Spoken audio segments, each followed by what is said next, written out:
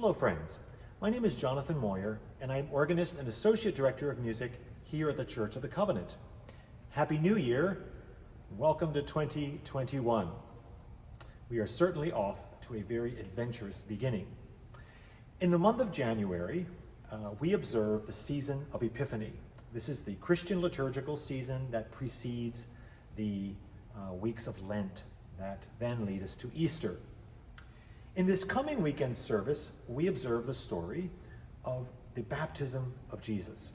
This is the biblical account when Jesus comes to John the Baptist at the Jordan River and he is baptized, and a proclamation is made that Jesus is the Son of God.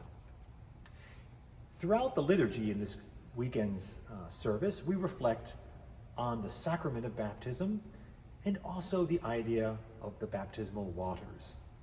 I have been thinking a lot about the kind of metaphorical representation of water in music. And so I bring two works that I will be playing at the organ that have various representations and connections with water. For the prelude, I will play a movement from a collection of pieces written in 1984 by the French 20th century composer Olivier Messiaen. Many of you know he's a very dear composer to me, and I have spent a lot of time playing his music and studying it. In this large 18-movement collection entitled the Livre de Saint-Sacrement, or the Book of the Holy Sacrament, the second movement is entitled La Source de Vie, or the Fountain of Life. And as part of this large theological exploration of the sacrament of the Eucharist, Messiaen also looks at various other sacraments, and particularly the waters of baptism. As in most of Messiaen's music, he includes at the beginning of every movement a theological quotation, sometimes from scripture or from another theological text. Here he includes a sentence from a prayer by Saint Bonaventure. It says, "May my soul ever thirst for you, O fountain of life, source of eternal light." How does Messiaen represent water and thirst within music? One of the primary sources of inspiration for Messiaen as a child and throughout his life was the music of Claude Debussy. And particularly, we think of the impressionistic style associated with Debussy and his ability to represent water. We have a very large orchestral work entitled La Mer. Well, in here we can secretly find the language, the musical language of Debussy. Listen to Messiaen's sound and then we'll deconstruct it for a moment. See what kind of impression this makes for you.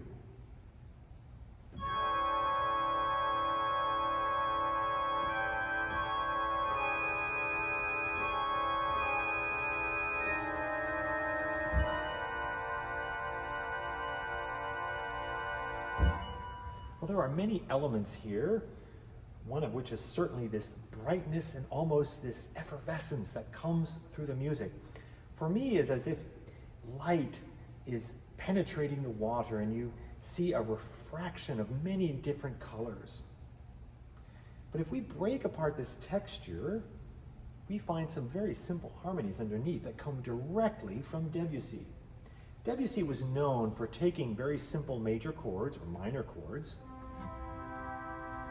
and adding to it an added tone, most commonly what we call the added sixth,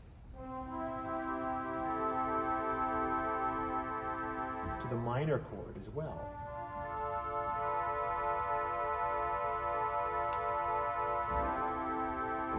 And in the very bottom of Messiaen's harmonies, we find these exact same harmonies.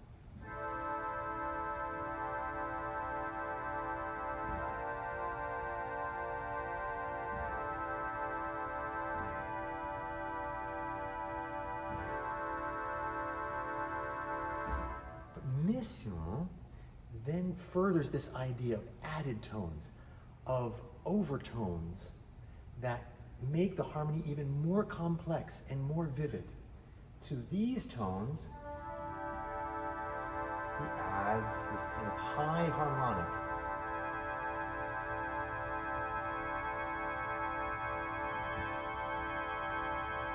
This glistening effect then takes place. He then, through other registrations at the organ, furthers this light and glistening idea. By the use of these mutations and 16-foot stops. Now, how do you play this all with your hands and feet? Well, this chord is so wide that one cannot play it all by the left hand. So he takes the bottom two notes of the chord and puts them down in the feet. So throughout the work, the feet are playing two pitches. And then we add the other notes to the texture. It's a little secret we have at the organ. All you hear are these harmonies, but you don't realize that the feet are playing some of those notes within the chord. So perhaps you can think about this idea of the representation of water and light and this glistening effect in the music as you listen to it. For the postlude, I'm going to play a work that I composed back in the spring of 2020, right when the pandemic began.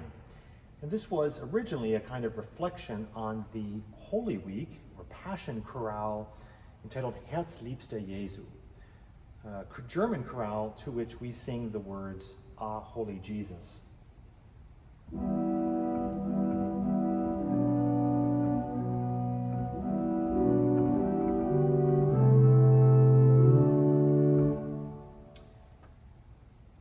I was very attracted to the harmony and the melody, but I kind of took it apart and began to imagine some of these same colors and textures that we find in the music of Mission, the Voix Céleste.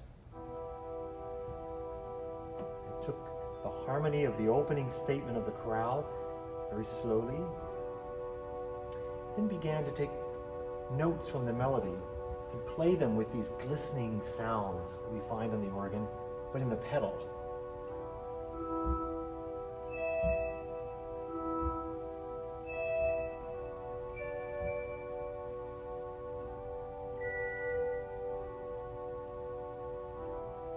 Then, within this texture, I add the kind of running water of the brook, or the falling of the rain, with this kind of movement in the flutes.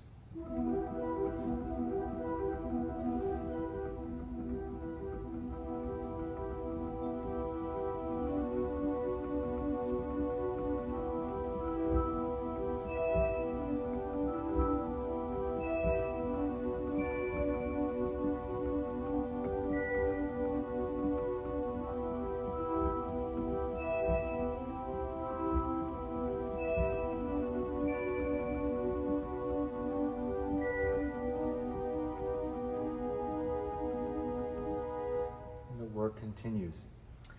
As the piece came together, I began to reflect more and more on the idea of water, and especially the relationship of rain to the earth, and the idea that the rain comes into other bodies of water and disturbs it.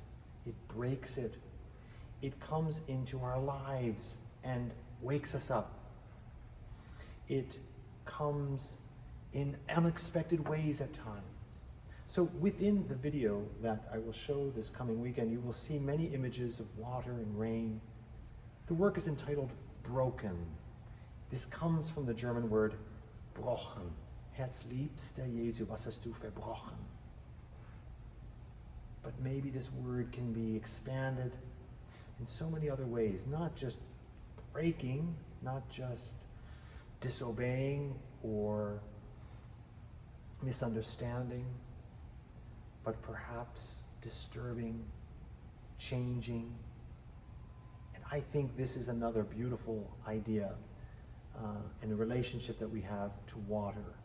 It both nourishes and it can completely cleanse and change our lives.